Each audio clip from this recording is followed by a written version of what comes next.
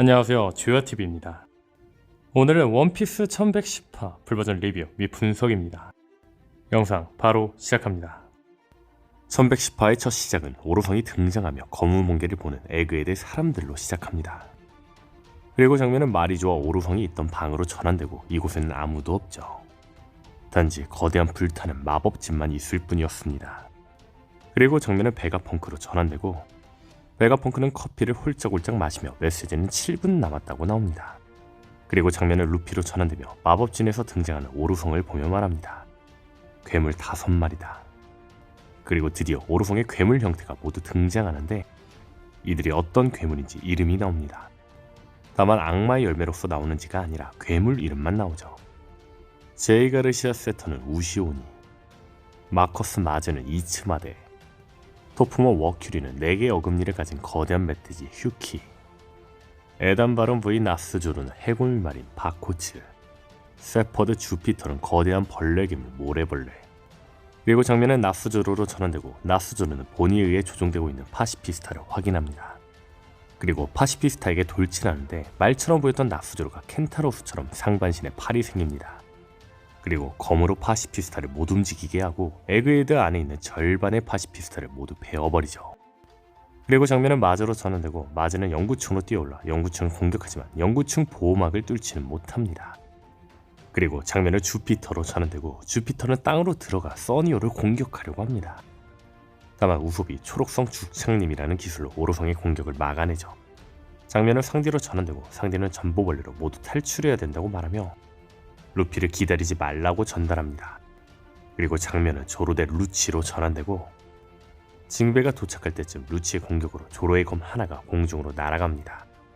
그리고 징베는 말하죠. 상디, 조로는 아직도 루치랑 싸우고 있네. 이에 상디는 말합니다. 마리모가 아직도 안 끝났어? 심각하군. 상디의 목소리를 들은 조로는 언짢아 하는데 그때 루치가 조로를 공격합니다. 다만 조로는 공중에 날아가는 검을 잡으며 루치의 공격을 피하고 조로는 일격으로 루치를 제압하죠.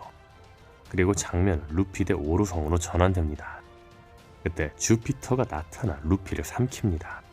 그리고 그곳에 도리아 부르기가 등장하며 말합니다. 무슨 일이 일어나고 있는 건가? 태양의 신은 어두운 곳에는 어울리지 않다. 그리고 이들은 태양의 톱이라는 새로운 공격으로 주피터의 머리를 자르죠. 그리고 머리가 잘리며 루피가 나옵니다. 이는 마치 리틀가든에서 도리가 공룡의 머리를 자르며 루피를 구할 때와 비슷하게 나오죠. 한편 루피는 머리에서 나오며 말합니다. 자유다. 그리고 도리와 부로기는 말합니다. 밀짚 모자 오랜만이다. 우린 너를 기다릴 수가 없어 너를 데리러 왔다. 도리와 부로기의 대사로 1110화는 끝이 납니다. 드디어 오로성이 전부 등장했습니다. 이들이 모두 등장한 만큼 제가 이번 분석 부분에서 이야기하고 싶은 건 오로성의 능력입니다. 분명한 건 현재 오로성 능력의 정체는 밝혀지지 않았습니다. 베가펑크는 세턴의 능력에 영향을 받자 말했습니다. 과학이 아니라면 악마의 열매의 힘. 베가펑크는 세턴의 비정상적인 힘이 과학 아니라면 악마의 열매의 힘이라고 단언하지만 오히려 너무 단언하는 만큼 이 두 가지가 모두 아닌 것처럼 들리죠. 역시 세턴의 힘은 악마 그 자체의 힘인 걸까요? 자세한 이야기는 이 영상을 참고해주세요. 다시 돌아와 악마 그 자체의 힘이든 악마의 열매의 힘이든 분명한 건 오로성은 자신들만의 고유한 능력을 가졌을 겁니다. 그렇다면 이들 고유의 능력은 무엇일까요?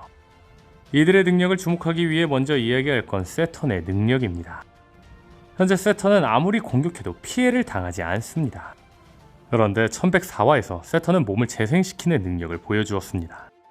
저는 개인적으로 이런 세턴의 능력이 시간 관련 능력이 아닐까 싶습니다. 세턴이 회복하는 걸 보면 팔이 다시 자란다기보다 팔이 재생되는 느낌입니다.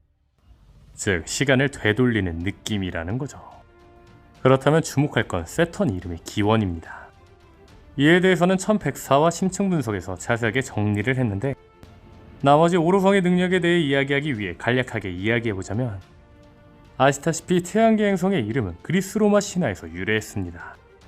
즉 태양계 행성의 이름은 신의 이름을 따 만들었다는 거죠. 그런데 현재 오로성의 이름은 태양계 행성의 이름입니다. 즉 그리스 신의 이름이라는 거죠. 그렇다면 주목할 건 세턴이 상징하는 신입니다. 세턴이 상징하는 신은 크로노스입니다. 그리고 크로노스는 농경의 신이자 시간의 신이죠. 즉 세턴의 능력은 이름 모티브처럼 시간 관련 능력이 아닐까라는 겁니다. 그런데 나머지 오르성들 역시 세턴처럼 행성의 이름을 따 만들어졌습니다. 다시 말해 이들에게는 상징하는 신들이 있으며 이들을 상징하는 신들의 능력을 사용할 확률이 높다는 겁니다.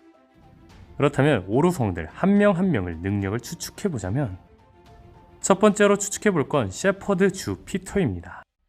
셰퍼드 주피터가 상징하는 행성은 목성이며 목성이 상징하는 신은 제우스입니다.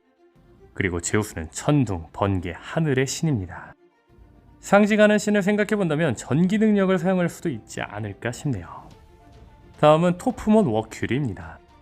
워큐리가 상징하는 행성은 수성이며 수성이 상징하는 신은 헤르메스입니다. 그리고 헤르메스는 전령, 상인, 도둑, 나그네, 연설의 신입니다. 상징하는 신으로 능력을 예측하기는 힘들지만 신화 속 헤르메스는 엄청난 스피드를 가진 것처럼 여겨집니다. 상징하는 신을 생각해본다면 워큐리는 엄청난 속도의 능력을 가졌다고 나올 수도 있지 않을까 싶네요. 다음은 마커스 마지입니다. 마지가 상징하는 행성은 화성이며 화성이 상징하는 신은 아레스입니다. 아레스는 전쟁과 투쟁의 신입니다. 아레스 역시 상징하는 신으로 능력을 예측하기에는 힘들지만 전사 그 자체로 상징되는 아레스인 만큼 마지는 능력보다 전사 그 자체인 물리적 공격가로 나오지 않을까 싶네요. 다음은 에단바로 V 나스조로입니다. 나스조로가 상징하는 행성은 비너스이며 비너스가 상징하는 신은 사랑의 신입니다. 신화 속 비너스는 원피스 행콕처럼 사랑의 강정을 이용하는 능력을 가진 걸로 여겨집니다. 다만 이는 나스조로와는 어울리지 않죠. 하지만 분명한 건 나스조로는 최상명검 초대기체를 가지고 있는 걸로 추정되고 있는 만큼 물리적 타격 전사로 추측되는 마즈처럼 검사 그 자체일 수도 있을 거로 보입니다. 일단 이번 영상에서 예측해본 건 상징하는 그리스 신을 통한 예측이었습니다. 다만 현재 세턴의 생김새는 우시오니에서 따온 걸로 추정되며 세턴은 우시오니의 능력 중 하나인 독을 쓰고 있습니다.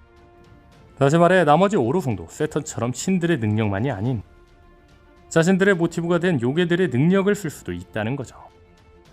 또한 저는 현재 조로가 다이아몬드 떡밥이 있다는 점, 인도교에서 나스조로를 상징하는 행성 비너스가 다이아몬드를 상징한다는 점으로 보아 나스조로가 다이아몬드 같은 경도를 가졌으며 조로가 나스조로를 베며 다이아몬드 떡밥이 해소될 거라 생각합니다.